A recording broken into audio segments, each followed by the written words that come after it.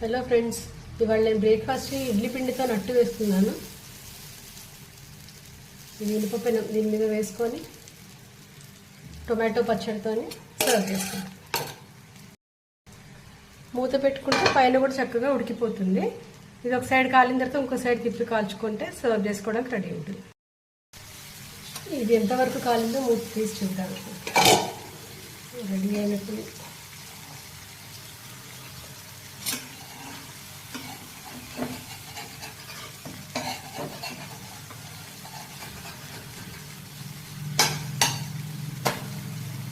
బాగా కాలుతుంది.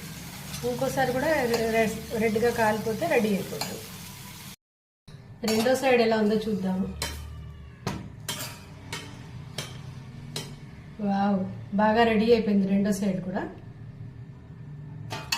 ఇప్పుడు నేను కాసేపు టొమాటో పచ్చడి వేసుకొని ఇది సర్వ్ చేసుకుంటున్నాను. ఈ టొమాటో పచ్చడిలో నేను కిలోకి 200 గ్రాముల చింతపండు చొప్పున వేసుకుని సరిపడా ఉప్పు, కారం, పసుపు, మెంతిపిండి వేయించి చేసి పొడి చేసిన మెంతిపిండి వేసి మగ్గబెట్టేసేసుకుని చల్లారాక గ్రైండ్ చేసి పెట్టుకున్నా. ఇది నిలవ ఉంటుంది. ఇలా ఎమర్జెన్సీగా టిఫిన్లకి వాటికి పనిచేస్తుంది. ఇడ్లీ పిండి అట్టు విత్ టొమాటో పచ్చడి రెడీ.